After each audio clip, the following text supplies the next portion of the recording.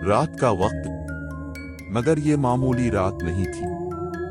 ये वो घड़ी थी जब हर सांस ठहर जाती है और हर साया कुछ छुपाता है। अहमदपुर के नवाही इलाके में शादी की खुशियां जारी थी। महविश नामी लड़की की शादी हुई थी और ये उसकी पहली रात थी। लेकिन शौहर की जैसे सुबह जाग हुई तो दुल्हन गायब थी। दरवाजा अंदर से बंद, खिड़कियां लॉक थीं, कमरे में कोई निशान नहीं। और सबसे ज्यादा खौफनाक बात, पलंग की चादर पर कुछ लफ्ज जले हुए राख की शक्ल में लिखे गए थे। ये मेरी दुल्हन है। गांव में हलचल मच गई कि आखिर महविश कहाँ गई। महविश को 2 दिन बाद गांव से बाहर एक पुरानी वीरान हवेली के तहखाने से नीम बेहोश हालत में बरामद किया गया। हाथ पांव बंधे, आंखों पर पट्टी और जिस्म पर कुछ अजीब निशान थे। जब होश आया तो बस एक ही जुमला दोहरा रही थी, वो कहता है कि ये मेरी दुल्हन है।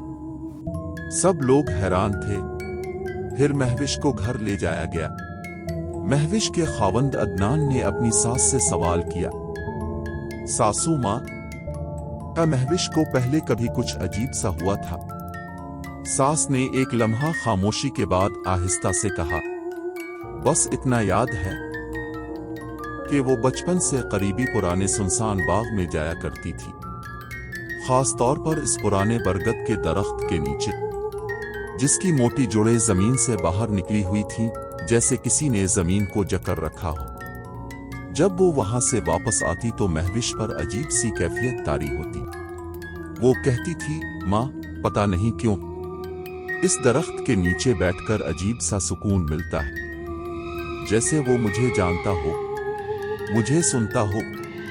फिर सांस की आवाज लरजने लगी। शादी से 1 दिन पहले भी वो वहीं गई थी। वापस आई तो आंखें खाली थीं। कहने लगी, माँ, इस दरख्त की छाल पर कुछ लिखा था, जैसे किसी ने नाखूनों से खोदा हो।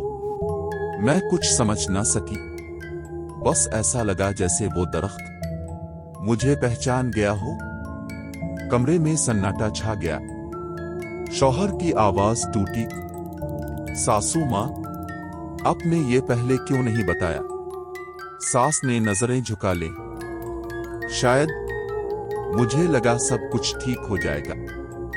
सबकी नजरें अब इस बाग की तरफ थीं, जहां कभी सुकून था, अब शायद किसी और की मौजूदगी थी। हर रात महविश गायब होने लगी। कभी खेतों में मिलती तो कभी किसी कुनमे के पास। एक रात जब सब लोग महविश की तलाश में गांव के कोने कोने में फिर रहे थे, खेत, खंडर, कुनमे, मगर कहीं ना मिली, तब अदनान के कमरे में सन्नाटा तारी था। सिर्फ एक पुराना पंखा घूम रहा था।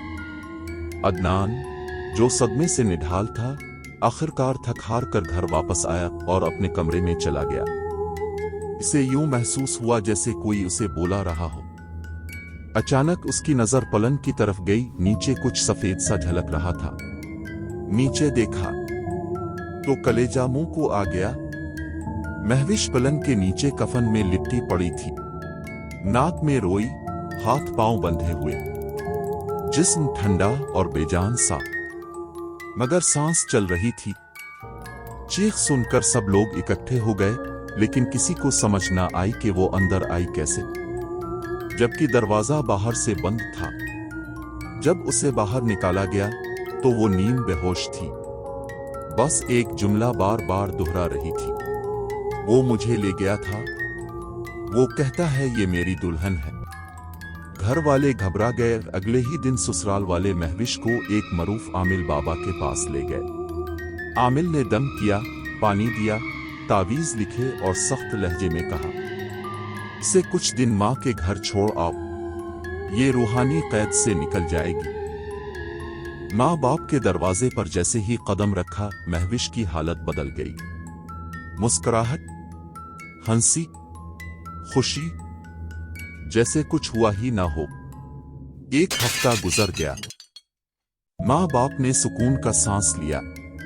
बाप ने आंखों में नमी छुपाते हुए कहा, मेरी बेटी ठीक हो गई है। लेकिन वो नहीं जानते थे कि महविश की खामोश मुस्कुराहट के पीछे एक नया तूफान छुपा हुआ है। अब जब सबने सोचा कि वो ठीक हो गई है, घर वालों ने फैसला कर लिया कल सुबह महविश को उसके ससुराल वापस भेज दिया जाएगा।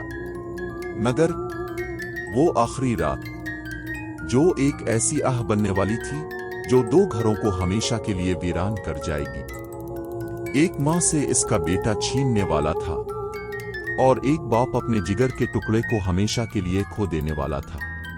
और फिर रात के 12 बजे अदनान के मोबाइल पर वीडियो कॉल आई। नंबर अनजान था लेकिन वीडियो वाज़ेह थी। स्क्रीन पर महविश दुल्हन के सुर्ख लिबास में, बाल बिखरे, हाथ जोड़े, आंखों में आंसू और पीछे वही पुरस्रार पुराना बाग। उसने बस एक जुमला कहा, मुझे लेने आओ, मुझे बचा लो, मैं बाग में हूं। आवाज टूटती हुई जैसे कोई जबरदस्ती बलवा रहा हो। बगैर कुछ सोचे समझे अदनान बाग की तरफ दौड़ा। वहां पहुंचा तो हवा थम गई। इसकी नजर बाग में एक बड़े बरगद के दरख्त पर पड़ी। महविश वाकई वहां थी, दुल्हन के लिबास में, दरख्त की जड़ों के बीच बैठी हुई। लेकिन इसकी आंखें इंसानों जैसी नहीं थीं और होंठों पर सिर्फ एक ही जुमला था, तुमने महविश को अपनी दुल्हन क्यों बनाया? अब इसका कफारा तुम्हारी मौत से अदा होगा। ये आवाज नहीं थी, गोया किसी और जहान की गूंज थी, ऐसी गूंज जो हड्डियों के अंदर जाकर टकरा रही थी। महविश का शौहर घबरा कर पीछे हटा, मगर जमीन उसके कदमों तले कांपने लगी। फिर अचानक दरख्तों की जड़ मिट्टी से बाहर निकलने लगे। न सांप थीं, न रस्सियां, वो जिंदा जोड़ें थीं, जिन्होंने लम्हों में इसे गर्दन से लपेटा, फिर बाजू, फिर टांगें और अगले ही लम्हे चीख की एक तेज गूंज और उसका जिस्म फिजा में मुअल्लक हो गया। दरख्त की शाखें जहरीली सांस की तरह आग बरसाती हुई इसे घसीटने लगे। खाल अलग, हड्डियां चटकने की आवाजें और आंखें वहशत से फैल गईं। फिर एक आखिरी चीख आई और पूरा बाग साकित हो गया। दरख्त की शाख से एक खून आलूद कमीज लटक रहा था और जमीन पर सिर्फ जूते पड़े थे।